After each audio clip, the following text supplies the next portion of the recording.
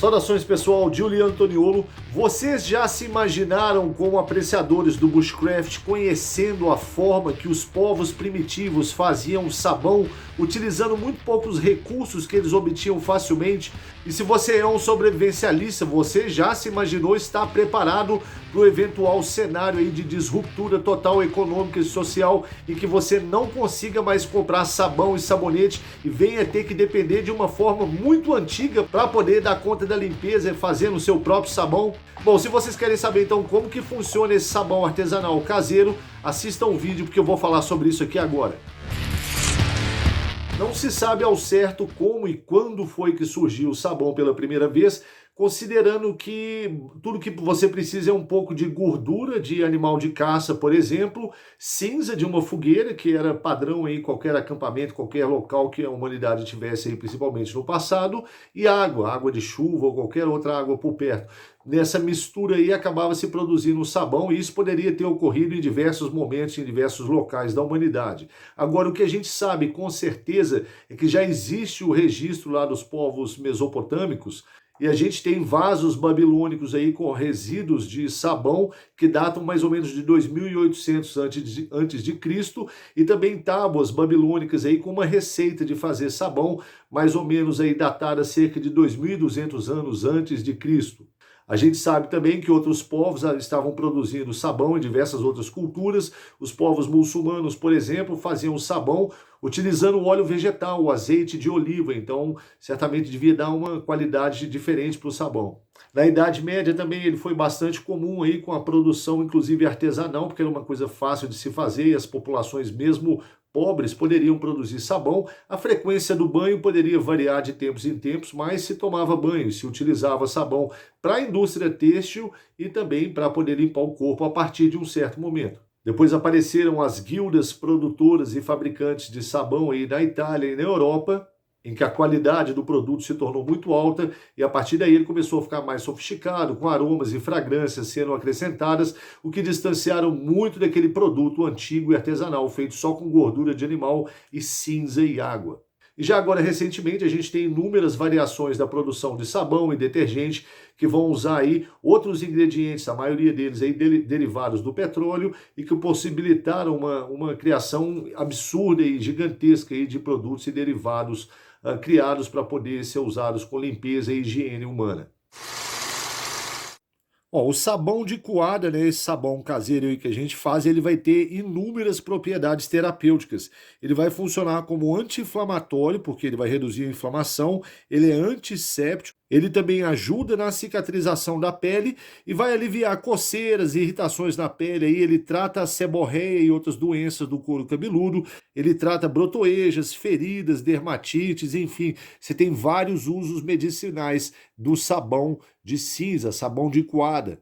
E esse sabão também vai ser usado nesse projeto que eu tenho falado aí ao longo desses últimos meses, onde eu já demonstrei vários tipos de equipamentos e técnicas para produzir objetos do dia a dia, coisas que a gente necessita, né? E o sabão encaixa direitinho dentro do projeto. Por quê? Porque é algo artesanal, algo que as pessoas antigamente tinham de produzir na grande maioria das vezes, elas não tinham acesso a produtos industrializados igual a gente tem hoje.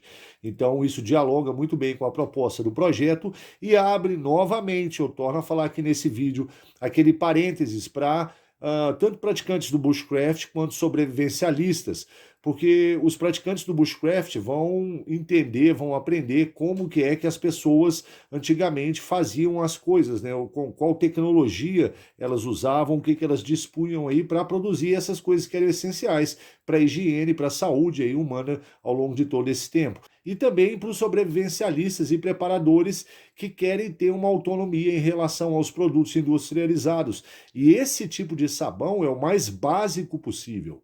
Eu quis utilizar a forma mais antiga e mais arcaica para poder produzir com o mínimo de recursos possível, né? Porque se eu tivesse num cenário também onde eu não tivesse mais acesso a certos produtos industrializados, eu conseguiria fazer soda cáustica, conseguiria fazer sabão e dessa forma isso poderia inclusive se tornar uma moeda de troca importante e de alto valor. Então, saber produzir esse tipo de material, esse tipo de produto, vai te dar muito mais autonomia em relação aos produtos industrializados e é um conhecimento que pode render bons frutos na medida que você pode trocar o fruto do seu conhecimento, né, no caso a produção desses sabões em barra aí, para poder comercializar e adquirir outros bens e outros produtos que você não tenha, por exemplo. Sem falar ainda que esse tipo de sabão vai ter uma pegada muito boa hoje em dia para a questão da sustentabilidade, né? Porque você vai usar muito pouco produto químico aí e ele é um sabão mais natural, então ele vai ter menos agressão aí ao meio ambiente, tanto para produzir quanto para poder utilizar.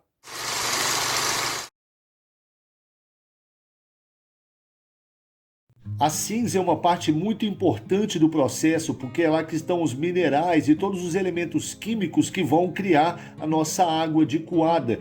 Esses elementos são armazenados na madeira, são puxados pela raiz e ficam lá. E quando eles se queimam, eles são preservados e ficam no meio da cinza. No caso aí, eu estou prensando aí a cinza para baixo para otimizar o volume e eu acabei enchendo 2 latas dessas.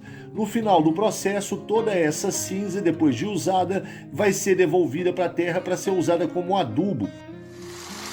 E agora começa o processo de peneirar a cinza e separar aí restos de madeira, de carvão e coisas que a gente não vai utilizar. Então peneiro bem para deixar a cinza aí o mais fino possível e aquele material que eu não vou usar eu simplesmente descarto.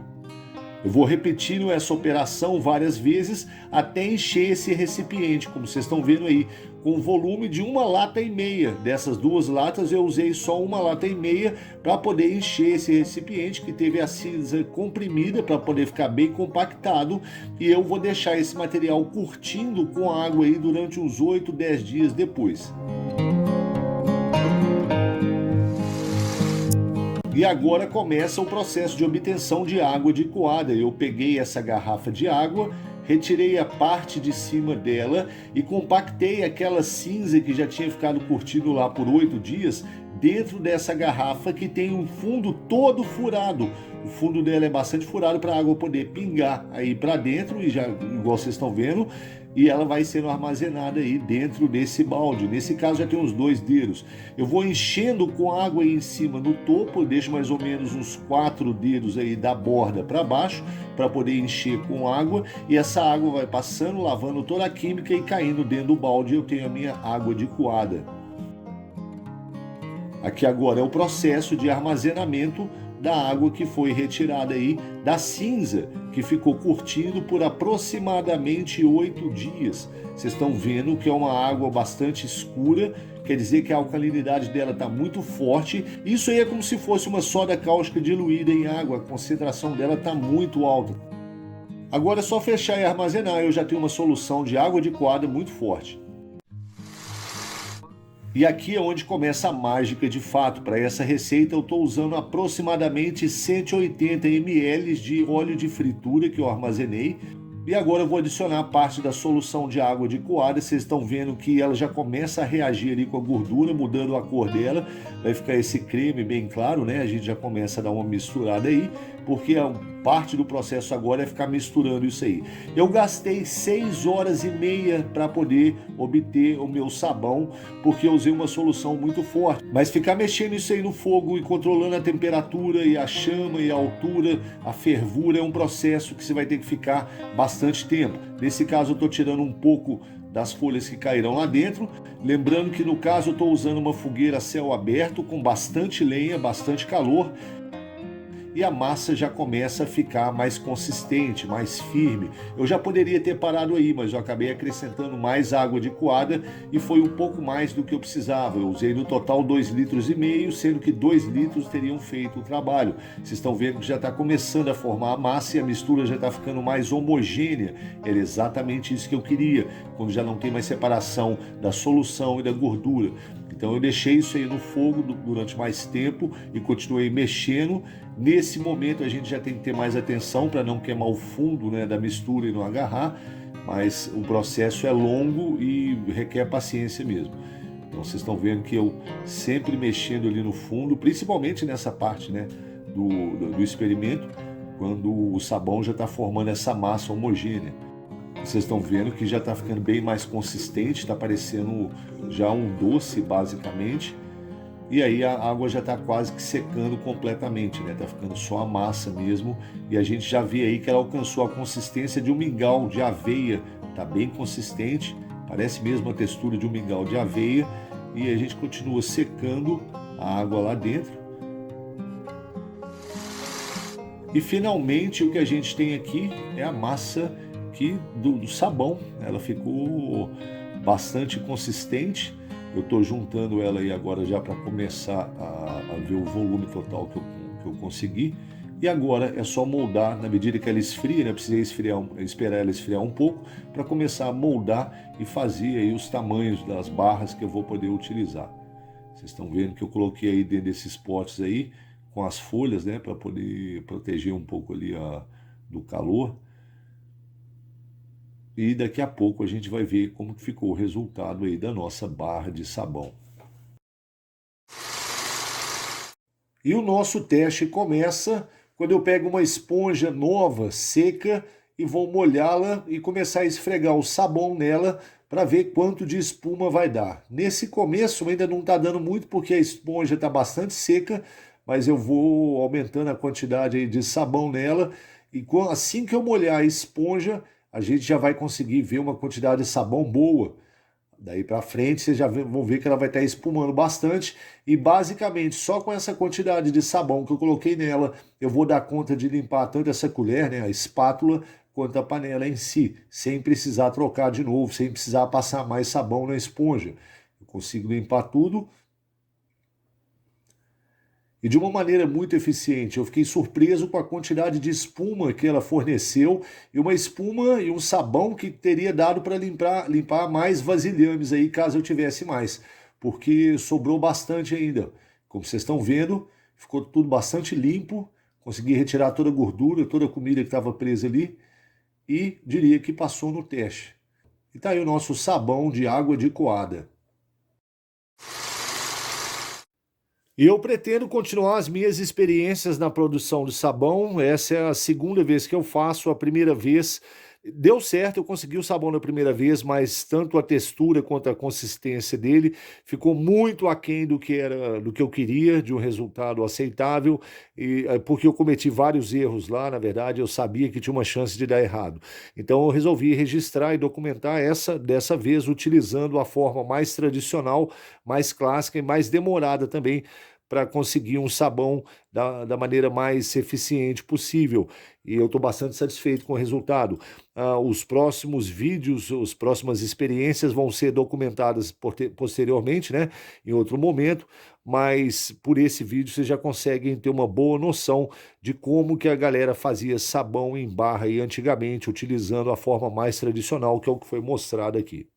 Agora eu vou tirar esse aqui da forma, eu ainda não havia retirado ele aqui. Vamos ver como que ficou. Eu usei folha de abacate, só para ele não grudar lá na... Tá aí, ó. Okay.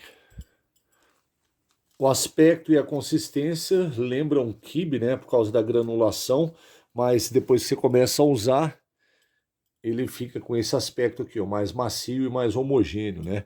O que eu vou fazer agora é embalar esses pedaços aqui em papel.